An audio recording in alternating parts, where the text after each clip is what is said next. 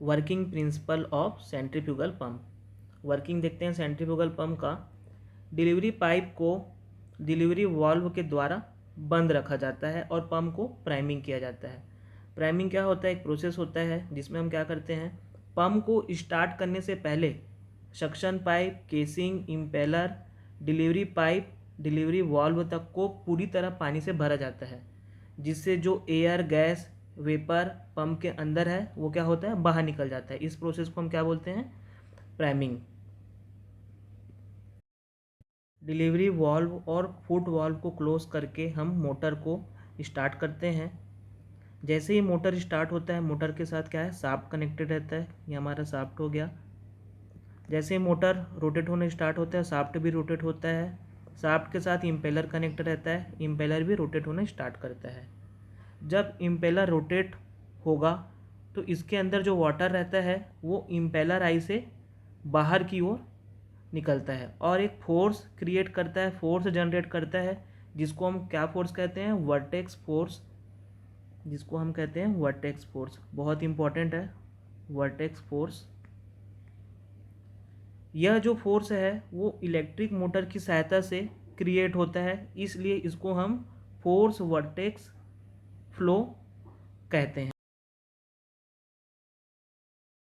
जैसे ही impeller rotate होने start करता है, वाटर इम्पेलर से बाहर निकलकर केसिंग की ओर बढ़ता है। इम्पेलर आई से पूरा वाटर बाहर निकल जाता है, जिससे इम्पेलर आई में पार्शियल वैक्यूम क्रिएट होता है और वहाँ पे लो प्रेशर डेवलप होता है।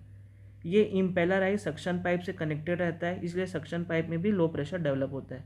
अब ये जो सक्शन पाइप रहता है इसके दो एंड रहते हैं। एक एंड सम से कनेक्टेड रहता है, जहाँ पे जो वाटर है उसका प्रेशर कैसा रहता है? हाई प्रेशर रहता है। तो वाटर हाई प्रेशर से लो प्रेशर की ओर फ्लो करता है। Due to pressure difference water चारों तरफ से स्ट्रेनर में की ओर जाता है, एंट्री करता है, स्ट्रेनर में एंट्री करता है और सक्शन पाइप से होते हुए इम्पेलर आई में पहुंचता है। इस सक्शन पाइप से होते हुए इम्पेलर आई में पहुंचता है।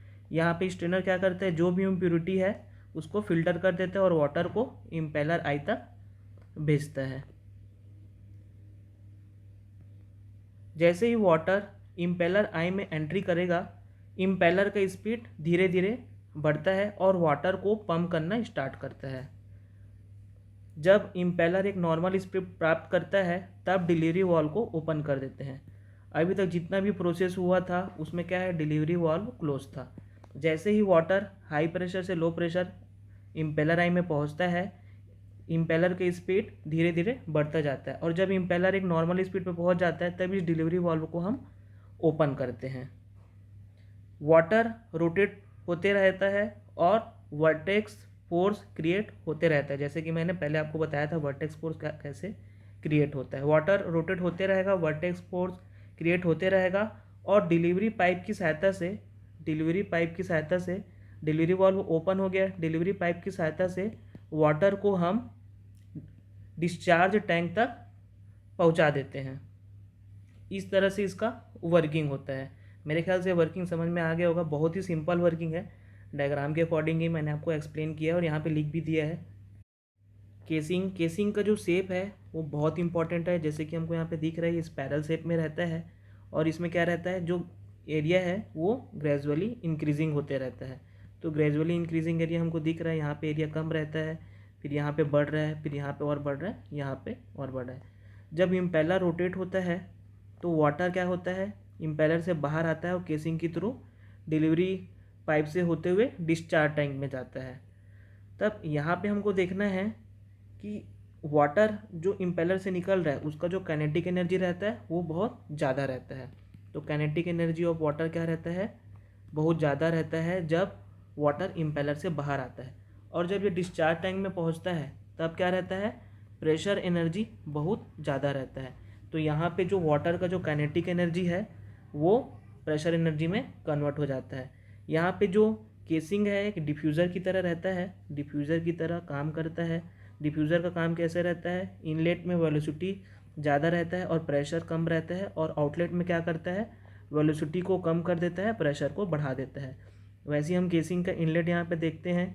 ये हो गया हमारा इनलेट, केसिंग का जहाँ पे क्या है वेलोसिटी बहुत ज़्यादा है, जिसके कारण क्या है काइनेटिक एनर्जी ऑफ वाटर ज़्यादा है और प्रेशर कम है। लेकिन जब आउटलेट देखते हैं यहाँ पे पंप का आउटलेट मतलब डिलीवरी पाइप, इससे पंप कहाँ पे वाटर कहाँ पे जाएगा, डिस्चार्ज टैंक में जाएगा। यहाँ पे क्या रहेगा, प्रेशर बहुत ज़्यादा रहेगा, प्रेशर बहुत ज़्यादा रहता है, जिससे हमको समझ में आ जाता है कि काइनेटिक एनर्जी ऑफ जो वाटर है वो किस में कन्वर्ट हो गया है, प्रेशर एनर्जी में कन्वर्ट हो गया है।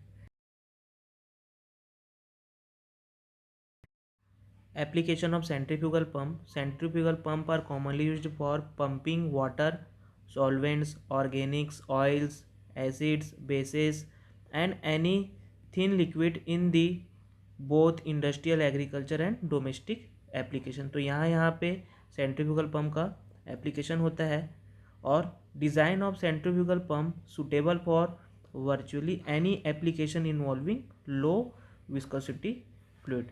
तो यहाँ तक हमने सेंट्रीफ्यूगल पंप का वर्किंग और एप्लीकेशन देखा। वर्किंग बहुत अच्छे से समझ में आ गया होगा। अगर कुछ भी डाउट है तो आप पूछ सकते हैं, एग्ज़ाम में क्वेश्चन आता ही है 10 मार्क्स का, और बहुत सारे ऑब्जेक्टिव क्वेश्चन भी इस टॉपिक से बनते हैं। इसमें कुछ भी डाउट है तो आप पूछ सकते हैं। Okay, thank you.